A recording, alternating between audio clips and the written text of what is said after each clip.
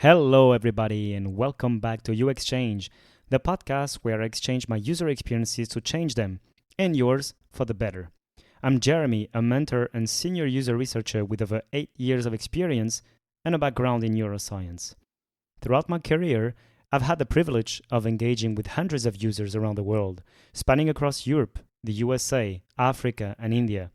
This has allowed me to deliver actionable insights that have improved user experiences with nutrition, automotive, delivery, and e-commerce sectors. I've created this podcast with the aim of providing my mentorship and educational content, offering actionable tips, knowledge, and guidance in the realm of research, specifically focusing on UX research to anyone having an interest in this area. And I hope that you will find this episode insightful.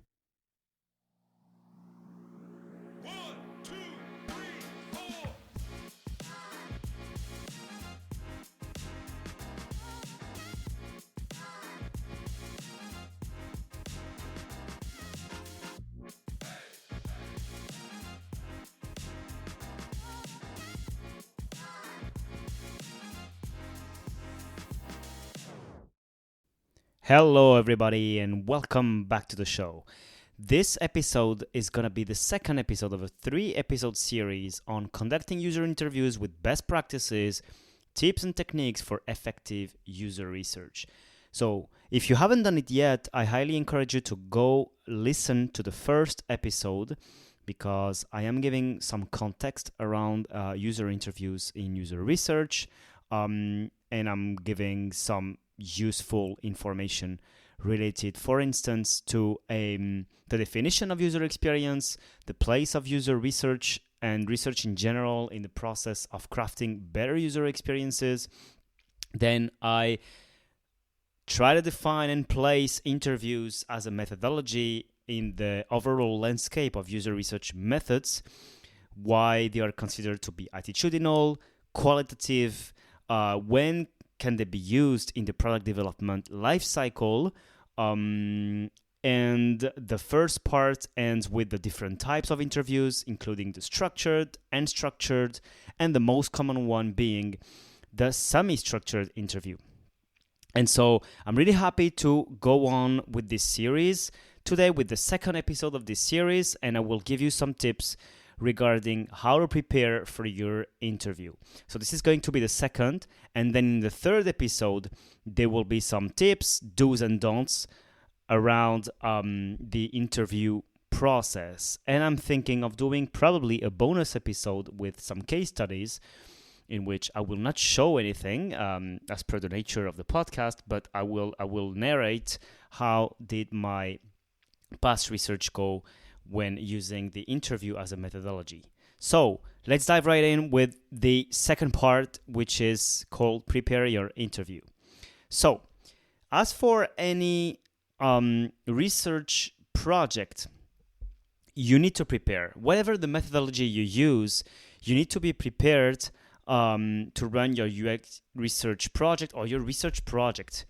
I want to make a small statement here, maybe call it a parenthesis or whatever. I highly refer to UX research, so applied research to the industry and to developing new products and innovative products. But I want more and more to emphasize that what I'm saying here, and in a lot of the episodes that I'm sharing, could be applied to any kind of research. So my goal is really to democratize research and to share my passion around research, be it applied or maybe fundamental research or maybe just the spirit of being a researcher. So what I'm about to say today here can be applied to other realms of life. So when you do any research, probably what I'm about to say here in other episodes, try to see how you can apply these to your life. How can this be applied to, let's say, improve your process, help you in your thinking process to become a better researcher step by step, right? So today we're gonna see first how you can prepare your interview, and we will go over the different steps you should go when you prepare your interviews. We will give some tips regarding how to write your script, because this is one part of the interview preparation. Okay, this is not the only one, and it is not the first one, but there is a script to develop. So we will talk about preparing your interview, including how to write a user session script, and I will give you some examples of questions and let's say articulation steps during the interview process, right? So let's start. To prepare your interview, and again, I'm talking about interviews, I'm talking about UX research methodologies and processes. This can be applied to other research initiatives. So when you run research, you need for all kinds of research to, let's say, define first of all by what you are interested. And so this is called a research statement. You need to state what will you be researching about, what will you make research on, and why. So this is called a research statement. This is not always easy because sometimes you don't know exactly what is the, let's say, a final goal of the research until you wrote the whole research plan. And so this is not always easy, and all the steps that I'm about to mention here, don't see it, well, do not only see it as a step-by-step process to prepare. It can be done, like, imagine the third step that I'm about to say here, which is imagine define your research questions, can be done first, and then you can maybe define your research statement, right? And by the way, this is oftentimes the case, that the methodology that I use, because I get more clarity as I develop my research questions, I pause and ponder, and then I can have more clarity regarding what is actually the goal of my research, summarized in one statement.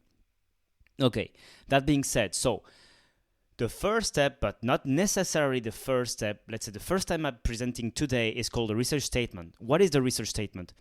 A research statement is what is a problem statement for designers. So, if you don't know about it, a problem statement is one sentence that encapsulates the problem your user or your audience or whoever will be using your product is facing. Okay? So, for instance, young adults don't know how to manage their finances because they don't have visibility on their on their expenses. I'm making this up, okay? Might not be super, let's say the best example, but whatever. And so here you have a problem statement. From this, if you're a designer, you can think about probably an app to solve this, or maybe a service, or maybe a specific type of bank, or whatever, if you're a designer. And then there are a lot of techniques and processes. I'm not going to dive into that for several reasons. First, I'm not a designer, and then this is not the goal of this episode, maybe later. But this is one statement, one problem, which is, if you already listened to my previous episodes about the problem statement, you understand why I'm so in love with this aspect, right?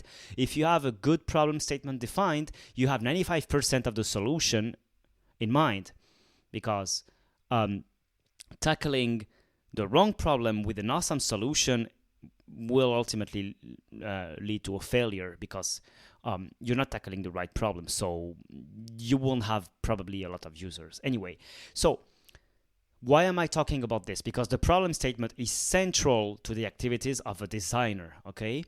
And we have the equivalent as a researcher, but this is not always defined. This is not always presented in any tutorial I saw, in any course, in any crash course. I almost never saw this.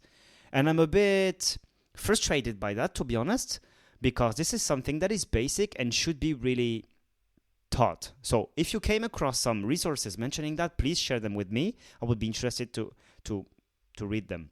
But the idea is to have a kind of statement that encapsulates the overall message and overall goal of your research in one statement. So imagine you're stuck with your manager or maybe above executives in the elevator, and you have to introduce your research project in one sentence.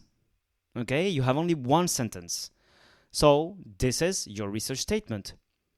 How would it be phrased? It would be something that goes along the lines of, we want to, and then you introduce a verb like understand, identify,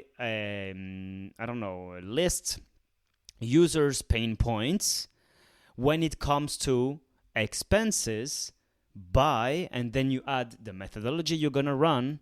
Like imagine by running some interviews with, you introduce the users you're gonna interview, whatever. But it's the idea, like I like to give templates and I like to give as much guidance as possible, but to be honest, don't take that as face value.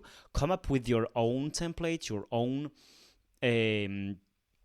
research statement template, let's say, because ultimately it really depends on your company, on your circumstances, and so on. And this is working for me. It doesn't mean it will work for you in all circumstances. Everything I'm sharing with you is just like the output of my experience and my knowledge and my way of doing things. And I'm just trying to help. So sometimes it might not apply, but for me, it has always proven really useful to have in one sentence the whole content of my research being shared, right? And also it gives some kind of clarity to you and the people you're working with to have some kind of vision. It's the equivalent of a vision when you develop a product. It's the vision basically. So it's your research vision. You can call it this way, okay? But at the scale of one project, of course, it's not the vision of a whole department or a whole team or a whole whatever, okay? It's the vision of a project. So we want to understand users' pain points when it comes to managing their finances by running some interviews with young adults. That would be more or less that, okay? You can add some components to these sentences. You can remove some depending on your... But it's the idea, communicate and encapsulate everything into one sentence. And then what I like to say is that from this cascades everything else. Like this is the top of a pyramid of a hierarchy. See this as an equivalent to a vision, and see that as this has many equivalents in life. So that's why I'm saying that this is not constrained to UX research. If you have a vision and a goal in mind, everything else will naturally cascade. So if your goal is to do this research that I just mentioned in one sentence, then you can imagine some different research objectives that cascade. Or maybe if you prefer the analogy of a tree, it's like we have the trunk. The trunk is the research statement, and then you have some branches. The branches will be the research objectives. So you can imagine research objective number 1: identify users' pain points when it comes to understanding their expenses. Okay. Research objective number 2: identify the journey of young adults when it comes to registering their income, whatever. So you have already 2 objectives. Objective number 3: describe the ideal experience for young adults to have help regarding their expenses. You have already 3 objectives that all together contribute to the final research statement of we want to understand better the experience of young adults when it comes to managing their expenses, right? So it branches, it naturally cascades, however you want to see it, but this is, for me, a great way of seeing things. Then from that, and this is not branches, but this is kind of a parallel, I translate my research objectives into research questions. A research objective, as I said in previous research in previous episodes, is phrased with kind of an action verb that is tilted towards research. So kind of identify, list, define. I don't like very much explore, but it depends on the situations. Probably you can say it, but it's something that when you conduct this action defined by this action verb, it will give you direct result and measurable results, right? And so identify, okay, how can I check that I successfully met the objective? Because I identified something, okay? If you say I explored, well, okay, you can explore, but you can explore for your whole life without finding anything. So you can maybe change that for something like find out which are the most painful aspects of blah, blah, blah, you know? And so these are the research objectives, but then what I do is I translate them at the very least, so it's like a one-to-one relationship, or it can be a one-to-many relationship, which would be one research objective, several research questions. Okay, so for instance, identify a young adults' pain points to understanding their expenses. Okay, so several research questions. One of them can be how can we um, create a solution that addresses seeing the balance statement on your account. I'm making this up. It's not the best, but you see my point. So this is one way. How can we create a solution that addresses that helps users seeing their balance on their account? It can be another one. How can we communicate in a direct manner, direct fashion, or whatever, in a lively manner to users how well they are doing towards accomplishing their final objective, okay, financial objective. You know what I mean? So the idea is you have one research objective, and for each research objective, you can have one or several research questions. These research questions, when you phrase them as, how can we, I like to phrase them this way, but it's highly controversial. A lot of people told me, I don't like it. Well, if you come up with reasons and justifications why you don't like it, great, I can understand it. For me, it works. So do what works best for you, okay? Don't take that as face value, please. But I like to do it this way because if I answer the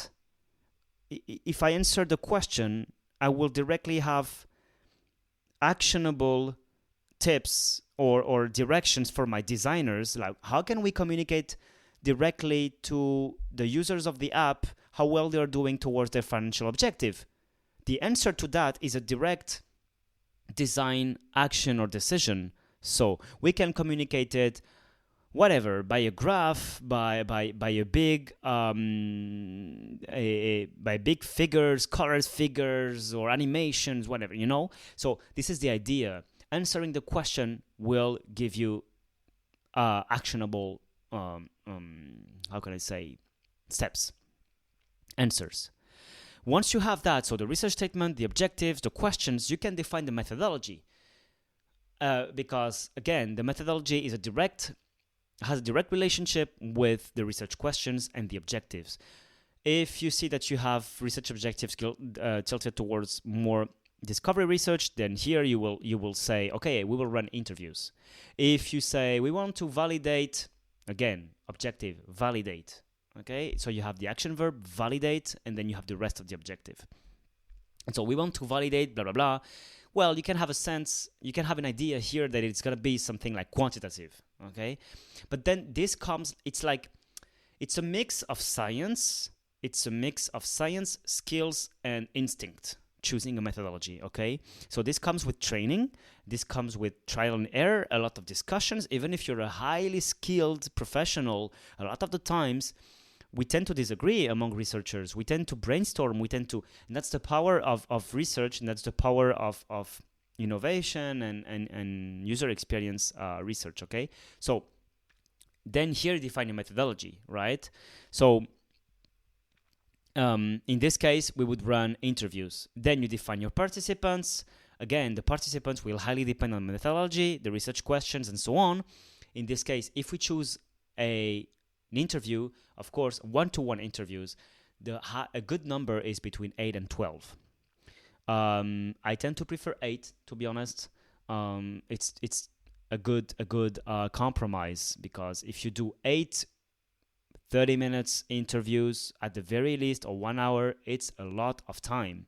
And then take into account that this time you have to double it, because in general, I don't know for you, now we have some how can I say, some AI tools to help us, but if you work for a company that prohibits you the use of AI, which I would highly understand, due to sharing data, confidential data, well, you will have to consider that you do not have any AI support. It can happen. If you have it, great.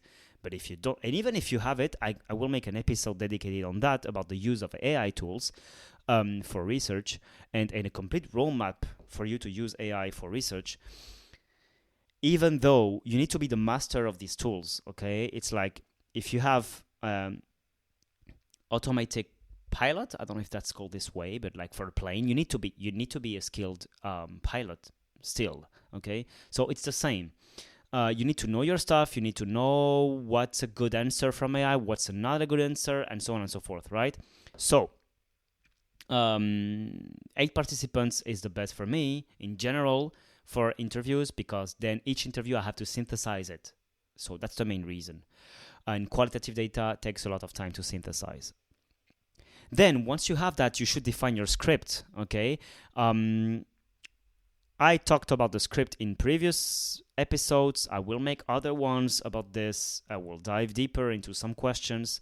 But the idea is that you should prepare for your interview. You should know your stuff. You don't go to an interview unprepared, right? And finally, you should pilot your user session script. Making a pilot about a script, it's the fact of testing your script, basically. So imagine I'm going to run 8 interviews with my customers. Naturally, you can imagine I don't want to go into my interviews unprepared and running it and seeing that it's a failure, because either the interview is too long, the questions are badly phrased, I don't have the answers I was expecting for, and so on and so forth. So to avoid that, I would take like 2 dummy participants, or probably sometimes I take some customers that, if everything works well, I include in my final pool of data, right? But just in case, just test things. Many things can go wrong. So that's what I would do. And so that's the different steps. Now we will go over each step really in summary. So the first one, for the research statement, as I was saying, you can have a sort of template, something like, we will introduce methodology to learn, introduce what you want to learn. Okay, you can also introduce with kinds of participants, and so on and so forth. Okay, there is no hard rule on that. The idea is that you can communicate in a quick fashion what you're gonna do and why. So that's the first step. Define the research statement, then define your research objectives. Again, this is not necessarily linear, this process, okay? But here the objectives, what I tend to do is to have 3 to 4 research objectives maximum, and they should be a subdivision of your research statement. Then what you can have is a sort of template with a research-oriented action verb plus what you want to learn, okay? Examples: identify users' pain points when they want to register, or explore. Again, I don't like explore, but in some circumstances it can fit, okay? Like for instance, in this sentence, explore users' mental models when purchasing online. If you don't know anything about users' mental models, well, even if you say define, it could be argued that explore would go well, to be honest. Then from that cascades naturally your research questions, which are subdivisions of your objectives. They should be actionable. They should be UX focused. It should not be something like, I don't know, how can we implement AI in our product? This is not a UX research user experience focused question. How can we make or suggestions to the user more predictive and more, this is not a good question, more adapted to their needs, for instance, or relevant to their needs, okay? And so this is more oriented towards user experience. Focus really on the user experience. And when you have a doubt, is it user experience or not, ask yourself, will the answer to my question, if applied, so think about this. You give an answer to the designer, they apply it. What is the outcome of that? What is the outcome of this application? So if this is something, I change the code of my app, great. The outcome is not the user experience. The outcome of the user experience should be, happier users, more engagement, more click-through rates, whatever, So the outcome should be the impact on the user experience. Something like, for instance, how can we improve the intuitiveness of the login process? Intuitiveness is part of the user experience. How can we incentivize users to purchase eco-friendly products? This is probably more tilted towards sales, but we can imagine this has to do with persuasion and probably matching their internal goals, aspirations, and so on. So we could also argue that this could be user experience, okay? It is not a hard rule to define if it's user experience or not. You should also define this in agreement with your team, right? Then about the methodology. Here, as we are talking about interviews, let's focus on interviews. So for instance, you should always ask yourself, at this point, imagine it's your first research project and you think, by the way, this is wrong, don't do that. But you think, okay, I'm going to run some interviews, so I need to find a research project for that. Okay. If you did that, which I highly discourage, first do the steps I told you. But if you did that and you reach that point, that's the moment when you ask yourself, is interview the method we need? Okay? And here, I have provided you with I will give you some questions to, let's say test if the interview is a good methodology. Do you need to gain new knowledge? Is it something like that will help you gain new knowledge on something you don't know? Like, I don't know my users' pain points. Well, numbers aren't going to tell you that. Okay? You need people to tell you things, words. You need people to talk, to tell you, oh, my problem is, oh, I hate when this happens. Or, I don't know, I don't like that. You know, these words, these stories, something you can write with words is golden, okay? So you want insights. And so that's why, that's the first question. Do you need to gain new knowledge or to validate assumptions? This is not the same thing, okay? Is it about attitudes or behaviors? Do you want to measure things do you want to collect what users say, or do you want to observe what users are doing? Because if you want to observe what users are doing, interview is not the right tool. Although, as I said in the first episode, you can couple interview with other methodologies. This is absolutely not discouraged. On the contrary, it's highly encouraged. So you can observe what people are doing and following up. You can ask them, oh, why did you do that at this step? Okay.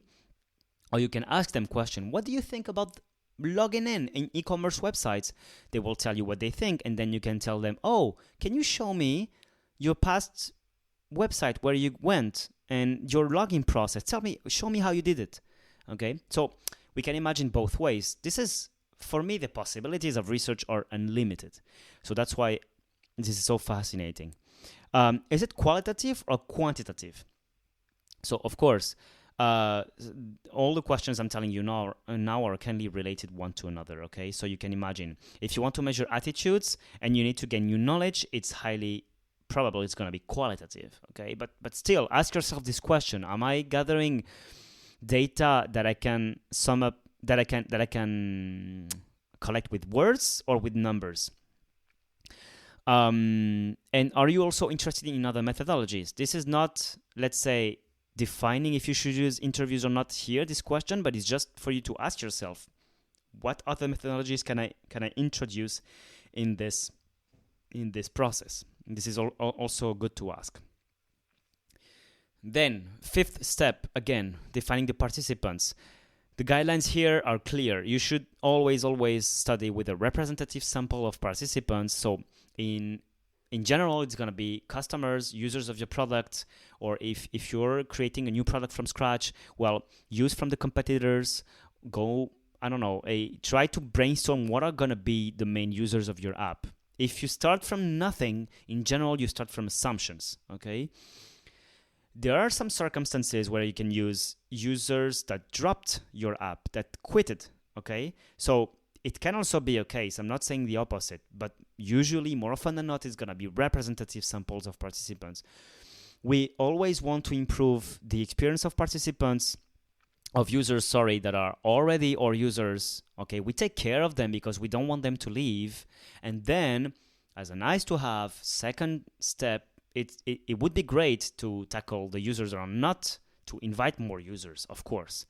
8 to 12 participants, I would say 8 for me has always worked, to be honest.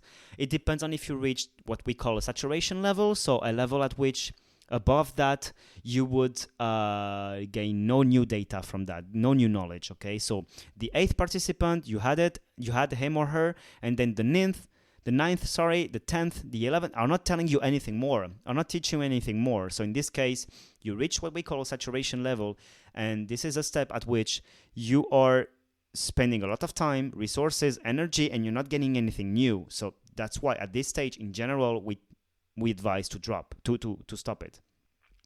And craft a screener. A screener is a questionnaire in which you ask questions to users to make sure they are the target of your interview. Okay, so if you want to recruit, in our case, young adults that have their first job, okay, living at their parents or whatever, you would send a survey with these questions to make sure they fit into the population.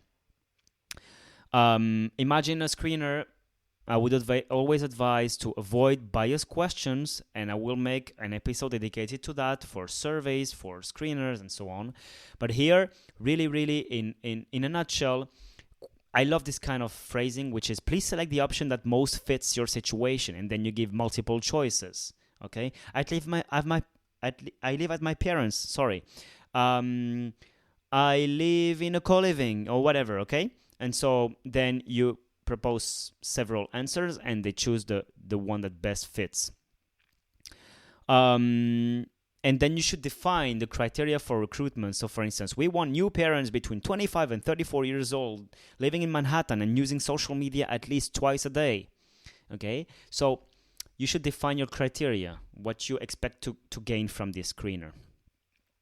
So as a summary, you should have a research statement first, divided into several research objectives, divided each one into several research questions, and then it will be really easy for you to have your methodology, participants defined, and your script, okay?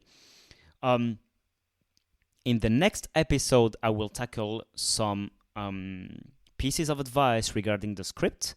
So that was it for this episode. I hope you liked it. I hope you learned at least one thing from it. If it's the case, please leave me a review. Share it with your friends, with your colleagues.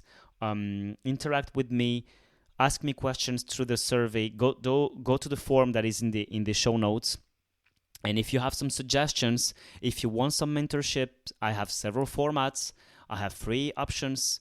If it is longer than that, there are other options, but I have free options, and I continually do it every week, and I'm really passionate with this. So really, if you want to have some help on your career, in user experience, in research in general, I can also help regarding product development, counseling, and so on and so forth. So I would love to hear from you. And so again, thank you for listening, and see you in the next episode. Bye-bye. And that's it for today's episode. Thank you everyone for joining me today on New Exchange. I hope you found today's episode insightful and valuable. Make sure to subscribe in order for you not to miss the next episode. Share it if you liked it, and leave a review. Thank you for your time and attention. If you have any questions, comments, or suggestions for future topics, feel free to reach out directly to me. You can find all the details in the show notes. And see you in the next episode. Bye-bye.